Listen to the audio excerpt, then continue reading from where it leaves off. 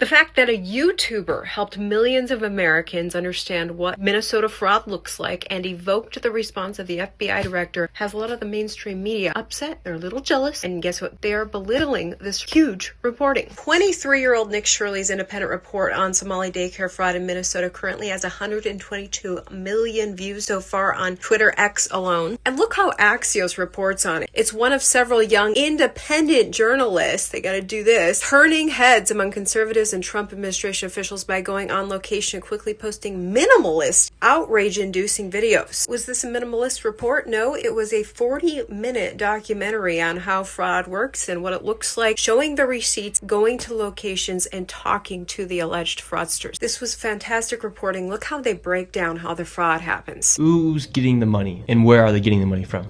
So we have a thing called CCAP. It's a blend of federal and state money. The bottom line is it's taxpayer money, so it's state money and it's federal money. And the problem is the people at the state of Minnesota are the ones writing the checks. This is kind of the maddening thing is you have daycare, so you have adult daycare, and then you have child care, and then you have health care. And a lot of these same names keep coming up on all of these different types of businesses. And then, of course, we have the transportation, and a lot of those same names appear, a lot of the same addresses. Well, Nick Shirley got far more views than any mainstream media outlets, 122 million so far. I cannot trash talk all of the mainstream media. My ex-coworker, Lou Ragoose from Care 11, doing fantastic reporting on this in early December. He did fantastic reporting showing the fraud that is happening. And guess what? He and Nick Shirley have only touched the tip of the iceberg. But what pushes the total of fraud in Minnesota well over $1 billion are the schemes currently being investigated in programs like housing stabilization, autism services, addiction, and integrated community supports. On these graphs, you can see how these programs exploded into hundreds of millions of dollars of payments. The fraud in housing stabilization was so bad that it paid out $240 million.